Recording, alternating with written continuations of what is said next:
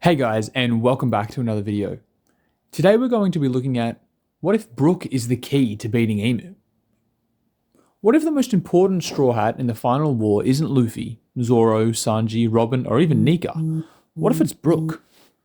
Because right now, one of the most interesting One Piece theories isn't just about Emu being powerful. It's about what kind of power Emu actually represents. Control and corruption.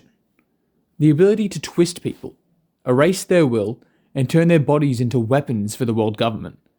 And if that's where Oda is taking Emu, then Brook suddenly becomes way more important than most people realize. Because Brook isn't just a swordsman.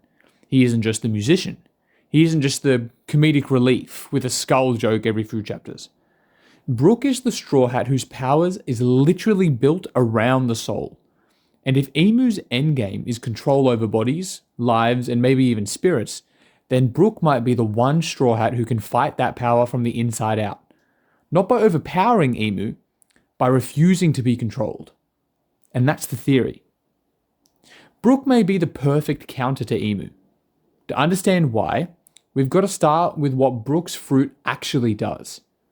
The Revive fruit didn't just bring Brook back from the dead. It separated his soul from the normal rules of life and death. After Brook died, his soul left his body, wandered through the world, found his corpse, and returned to it. But because it took too long, his body had already become a skeleton. Now, that sounds like a joke, but in One Piece, jokes are often hiding the most dangerous ideas. Brook is living in a contradiction. He's dead, but alive. He has no flesh, but he still moves. No organs, but he still sees, speaks, fights, sings, and feels. And after the time skip, this became even stranger. He can move around as a spirit. He can project underworld cold through his sword. His music can affect people's emotions and even weakens enemies through the soul. That means Brook's real battlefield isn't just the physical world. It's the space between body and soul. And that's exactly why Emu matters. The recent direction of One Piece has made Emu feel less like a normal final boss and more like the source of the world government's spiritual sickness. The world government doesn't just rule with armies. It rules by rewriting truths. It erases islands, it erases history, and it erases names. It takes people like Kuma and turns a man with a soul into a weapon with orders. It takes bloodlines, memories, and entire cultures, then buries them under the version of the world that only the rulers are allowed to control. So when fans talk about Emu's powers as corruption, inversion, or control, it fits the theme of the story perfectly. Even if the exact mechanics are still being revealed, the idea is clear. Emu isn't just someone who kills. Emu is someone who takes away freedom. And that's where Brook becomes terrifyingly relevant. Luffy is the warrior of liberation. He breaks chains from the outside. Brook may be the Straw Hat who can break them from the inside. Think about the way Brook fought Big Mom. Brook had no chance of defeating her in a normal fight. Big Mom was a monster with overwhelming physical strength, haki, and a soul-based devil fruit. But Brook still challenged her directly. And the reason he could do that is important. Brook's soul has already passed through death. Big Mom's powers were built around stealing life, placing souls into objects and using fear to dominate others. But Brook wasn't easy for her to manipulate, because his own power already exists in the territory of souls. He didn't beat Big Mom, but he resisted the kind of power that should have made him helpless. That may be some sort of foreshadowing. Because if Emu has a form of control that reaches into the body, the mind, or even the will, Brook may be the Straw Hat most likely to notice what's happening first. Imagine the final war begins and Emu uses a power that turns allies against each other. Marines, holy knights, world leaders, maybe even the Straw Hats are trying to save. Suddenly, the battlefield isn't just about strength. It's about possession. It's about corruption. It's about whether someone's will can survive when a godlike ruler tries to override it. Most fighters would try to punch through that. Zoro would cut the enemy. Sanji would protect the weak. Nami would read the battlefield. Robin would understand the history of it all. Luffy would rush straight for Emu. But Brook would be the one who understands the soul level problem. he might see that the control people aren't gone. Their bodies are moving, but their souls are still trapped inside. That makes Brook's role completely different. He wouldn't be fighting to destroy the controlled army, he'd be fighting to wake them up. And that's why Brook's better than almost any other Straw Hat for this reason. Brook is a musician. In One Piece, music isn't just decoration.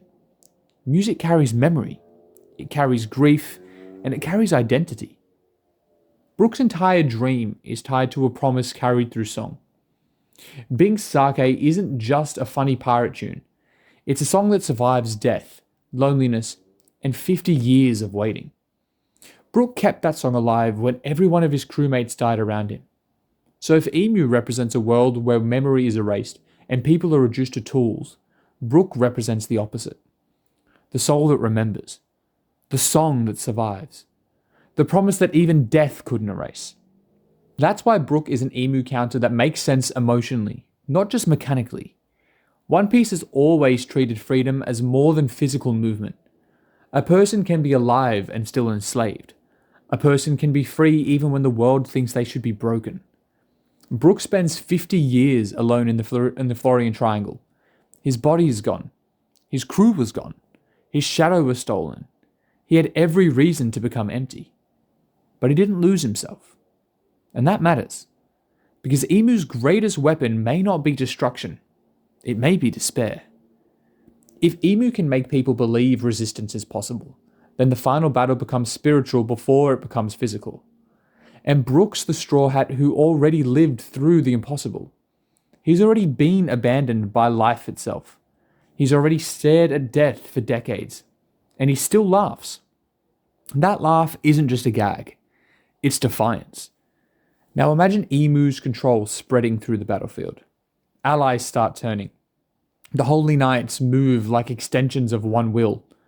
The ancient power of the world government presses down on everyone. And then Brook's music begins. Not a joke song. Not a performance. A soul song. Something that reaches the people from underneath the corruption. Something that reminds them who they were before the world government touched them. That would be the perfect One Piece moment. Luffy can free the world physically, but Brook can help people remember that they want to be free. And this could even connect to the bigger law around the Void Century. The world government's greatest crime isn't just that it conquered the world. It made the world forget. It buried an ancient kingdom. It hid Joy Boy. It punished anyone who tried to read the truth. So the final war can't only be won by beating the strongest person. It has to be won by returning memory to the world. That's why Robin is also essential. But Brook may be essential in different ways. Robin brings back the truth of history. Brook brings back the feeling of the people who were erased. Because rulers like Imu need people to feel powerless. They need history to feel dead. They need the past to feel unreachable. Brook proves the past isn't dead. He's literally a dead man carrying a promise into the future. So what would Brook actually do against Imu? Well, there are a few possibilities. First, Brook might be immune or resistant to Imu's control because his soul isn't attached to his body in a normal way. If Imu's power manipulates bodies, Brook's skeleton body may be harder to corrupt. If Imu manipulates fear, Brook already crossed the boundary of death. If Imu manipulates the will, Brook may be able to leave his body and keep fighting as a soul. Second, Brook might be able to separate corruption from its host. We've already seen Brook interact with souls and spirit energy in ways most characters can't. If Imu's power places a curse, shadow, or command into someone, Brook may be able to cut the connection with his underworld sword or weaken it through music. Third, Brook could become the battlefield support that lets Luffy actually reach Imu. Luffy's the one who will land the final blow. That obviously still feels right. But Brook could solve that problem. He could protect the souls of the people Luffy is trying to save. And that would make Brook the key, even if he isn't the one who defeats Imu directly. That's the important distinction. Brook doesn't need to be stronger than Imu. He just needs to be the one piece of the puzzle Imu can't account for. The world government understands armies. It understands weapons, bloodlines, and fear. But it doesn't understand a skeleton musician whose soul already escaped death and came back laughing. And Oda loves that kind of twist. The character everyone underestimates becomes the exact answer to the final problem. Brook has been treated as the funny old skeleton for years, but beneath the jokes, he's one of the most thematically powerful Straw Hats. He's memory. He's music. He's death turned into freedom. So if Imu is the king of control, Brook may be the proof that control has a limit. You can erase a name, you can bury kingdoms, you can command a body, and you can rewrite history. But if a soul remembers the song, the story isn't over. And that might be why Brook's more than comic relief. He may be one of the final war's most important counters.